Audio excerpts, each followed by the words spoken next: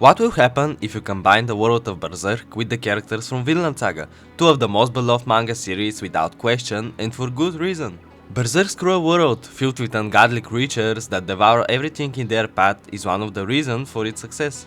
Of course, the bigger reason is the most traumatized character in existence, Guts himself, but still, the otherworldly nightmare of Berserk's setting had a huge impact on its legacy. In Vinland Saga, on the other hand, the characters and their growth is what pushed it to such heights. Many people got attached to the cast because of their relatability, and the hardships they go through resonate deeply with the readers. Now imagine combining these two aspects that were such a big part of both series' success, and the final product you get is Centuria. The serialization of this manga began a year and a half ago, so there are only 67 chapters out at the moment of making this video, and the story is still in its early stages, but I see so much potential in it. The world, although still barely explored, looks as creepy as fascinating. We see terrifying creatures that rule over their own territories and are worshipped like gods. They can bestow unique gifts to humans in exchange for great sacrifices. So far, we've seen two of these beings, one that controls the sea and another who rules over the forest. And even without these godlike entities, there are plenty of horrifying creatures that dwell in their own biomes. They kill people, devour them, and even use them as toys for their own amusement, just like in Berserk. I only hope the author continues to develop the world as much as he is developing the characters. Speaking of characters, that's where I get such a strong Vinland Saga vibe. In a world this cruel and disgusting, of course many people turn out to be trash, but that's only half true. In the first chapter, we see a ship transporting slaves across the sea. Among them are a child, a pregnant woman and an old man, treated as nothing more than livestock. The traders decided without hesitation to slaughter the captives, just because they saw a chance to make money off insurance if their property were to die. Yet, even in this hell, the story shows us how many good-hearted people exist. There were 100 slaves on that ship, and every single one of them chose to sacrifice themselves to save the pregnant woman and the young boy, our main character. To find so much kindness in such a world is incredible. It's also where the main character felt true love and care for the first time in his life.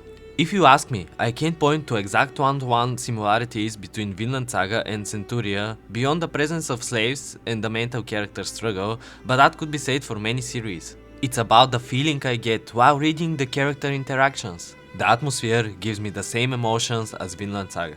Interestingly, when I checked, the author confirmed Berserk was a big influence, but he never mentioned Vinland. Still, to me Centuria feels like the child of Berserk and Vinland Saga, and that combination works really well for now. The name itself, Centuria, comes from a Latin term describing a military unit of 100 men. And here I want to explain the beginning of the story to see if I can catch your interest. The story begins with a ship carrying 100 slaves. Our main character Julian is a young boy who escaped from his former owner, a blacksmith his own mother had sold him to.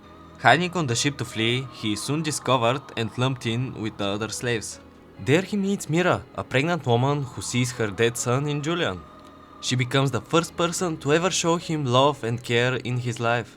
They bond quickly and became just like a real family in no time. But of course, in a world cruel like this one, happiness is only present for a moment. Just to add, Mira wasn't the only good soul on the ship. The other slaves shared their food with Julian and Mira, holding together in kindness, maybe because it was all they had left. Back to the point, the sea they sailed in was infamous for being dangerous. When the waters turned violent, the traders saw an opportunity to kill the slaves, dump their bodies, and collect the insurance money from them, as they are just a property for these savages. The slaves never stood a chance, but they still tried to protect Julian and Mira. All of them decided to give their lives so the two most vulnerable people could live. And as a result, only the two of them remained alive soon after. But just before the traders finished them, an unknown entity rose from the sea. The time stopped and only Julian and Mira could move. This creature explained that it can grant a blessing in exchange for two sacrifices, one already made, the souls of all the dead slaves, and another yet to be given, the death of pure love, and this was the death of either Mira or Julian. This way at least one could survive. Julian initially wanted to give his life for Mira, his closest person ever, but she couldn't let him do it. She didn't want to let him die to protect her, just like her own son did, so she opened her own body, pulled out her unborn daughter, and placed her in Julian's arms. With her last words, she begged him to raise the child she named Diana. To raise her with care and love was what Mira wished before jumping into the sea. Now that all requirements are met, the entity asked Julian for his wish. But rather than asking for selfish power, Julian asked for proof that the sacrifices of the slaves, and Mira especially, were not meaningless. The sea creature granted his request, giving him the combined strength, speed, endurance, reflexes, and more of all 100 slaves, and even 100 lives, meaning he could revive himself up to 100 times. Armed with this gift, Julian killed the traders and vowed to honor Mira's last wish, to raise Diana in safety and love. And all of that happens in the first chapter. Also, the series has a lot of well-written characters and heartwarming moments later, but whether they will last, you have to read to find out. I know some might say it's crazy to compare two of the most culture-defining series with a new-gen manga that nobody has heard of. And don't get me wrong, Centuria is still far behind both Berserk and Vinland in almost all aspects, but the potential I see in it, it's not something that occurs very often. I truly believe this manga could be the next big dark fantasy hit. It has everything it needs to succeed, and I won't be surprised if it gets an anime adaptation in the near future, but those are just my presumptions. My only concern is that the author might neglect the world building to focus more on the characters. That said, this otherworldly nightmare is already a very decent story, so if I were you, I would go and check it at this exact moment. Thank you for watching, and I hope you got interested in this kinda new manga. If so, I would really appreciate if you shared your thoughts in the comments, and until next time.